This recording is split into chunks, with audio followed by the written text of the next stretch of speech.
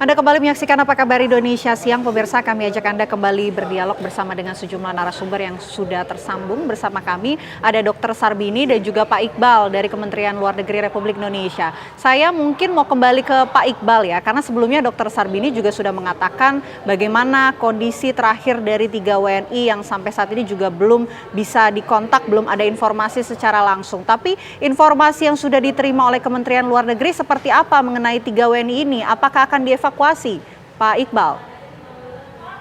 Sejauh ini informasi yang kita terima sama dengan teman-teman di Mercy, dengan Dr. Sarbini, karena kita berkoordinasi sangat dekat dengan teman-teman Mercy. Kalau mengenai evakuasi, sebetulnya pemerintah itu kewajibannya adalah menyediakan dan memfasilitasi evakuasi. Tetapi yang memutuskan seseorang mau evakuasi atau tidak adalah warga itu sendiri. Dan pemerintah sudah berkomunikasi langsung dengan ketiga WNI tersebut dan menawarkan untuk evakuasi. Namun ketiganya menolak untuk dievakuasi. Dan itu penolakan tersebut sangat bisa dipahami karena memang mereka datang ke sana justru untuk menjadi relawan dan melakukan kerja-kerja kemanusiaan. Justru di saat seperti inilah keberadaan mereka sangat dibutuhkan oleh Rumah Sakit Indonesia. Tapi buat pemerintah yang penting kami sudah melaksanakan kewajiban kami dengan menyediakan proses evakuasi dan menawarkan fasilitasi evakuasi tersebut kepada 3 orang itu. Dan setelah itu kita terus follow kondisi ketiga orang tersebut, baik langsung berkomunikasi dengan mereka maupun melalui teman-teman Mercy di Jakarta. Oke. Mungkin Dr. Sarbini, kita ingin menindaklanjuti tadi informasi yang sudah didapatkan yang tentunya juga Anda dapatkan langsung dari jurnalis di Gaza Palestina, khususnya di Rumah Sakit Indonesia. Dengan adanya serangan bertubi-tubi seperti ini, langkah selanjutnya apa? Kemudian kita tahu bahwa Rumah Sakit Al-Shifa sendiri, ini pasien, dokter, tim medis, semuanya disuruh evakuasi. Apakah kemudian ada plan ke depannya ketika nanti hal yang sama mungkin saja bisa terjadi di Rumah Sakit Indonesia? Ya, Mbak. Ketika kami bisa berkomunikasi dengan 3 relawan, kita sudah memberikan guidance kepada mereka apa-apa yang harus dan tidak boleh mereka lakukan. Jadi kalau misalnya masih ada tenaga kesehatan nakes yang masih di rumah sakit, kemudian warga masih ada di situ, maka relawan Mercy tetap di situ untuk bisa melakukan sesuatu tugas-tugas kemanusiaan yang bisa membantu mereka walaupun dalam intensitas yang rendah misalnya. Tetapi kalau kondisinya itu tidak memungkinkan dan dipaksakan harus mengkosongkan rumah sakit dan warga harus mengungsi ke selatan yang lebih aman, maka kami sudah juga memberikan pandangan pada mereka agar mereka bisa mengikuti langkah-langkah warga dan nakes yang ada di situ. Jadi situasi dan kondisi sangat berfluktuatif ya pada hari. Maka sebab itu, paduan ini sudah kami sampaikan, walaupun nanti kami belum bisa berkomunikasi sama mereka, tetapi langkah-langkah apa yang akan mereka lakukan mungkin mereka sudah punya planning, Mbak, yang mudah-mudahan ini kita mengharapkan ada berita baik sehingga mereka tidak dievakuasi dan masyarakat juga bisa kembali ke rumah masing-masing dan kemudian peperangan bisa berhenti, dan kita mengharapkan ada bukan keajaiban lah, cuma pasti ada kemungkinan ke arah situ.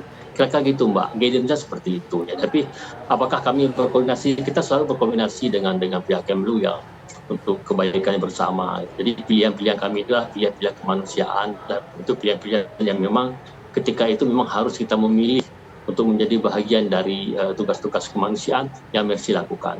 Kira-kira gitu, Mbak. Oke, sambil memang jeda kemanusiaan ini sedang diupayakan juga oleh Kementerian Luar Negeri, tidak hanya Indonesia tapi juga Kementerian Luar Negeri dunia kalau bisa kita katakan. Saya mau kembali ke Pak Iqbal. Pak Iqbal, sampai saat ini upaya untuk kemudian lagi-lagi mengirimkan bantuan kemanusiaan ataupun mungkin ada rencanakah akan mengirimkan relawan berupa dokter ke wilayah Gaza Palestina, Pak?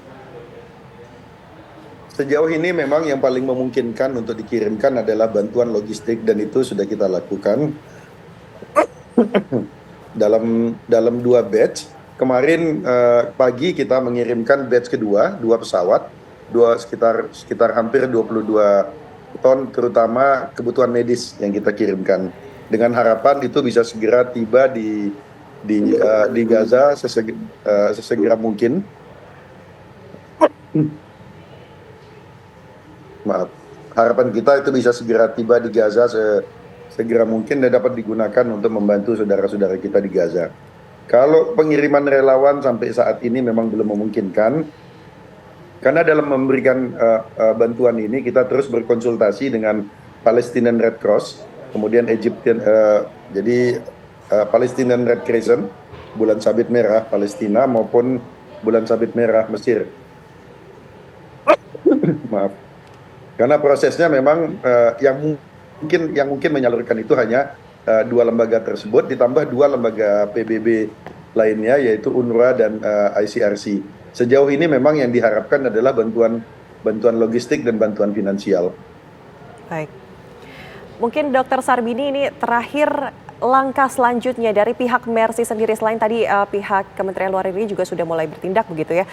Apa yang kemudian akan dilakukan melihat situasi dan kondisi terkini saat ini di sana, penyerangan terus dilakukan? Ya, sebenarnya kami Mbak sudah berusaha untuk bisa kita ke Mesir ya, tapi makanya ini melalui Pak Iqbal kami bisa sampaikan bahwa memang harus ada pendekatan-pendekatan yang lebih persuasif dan diplomatik dengan pihak Mesir.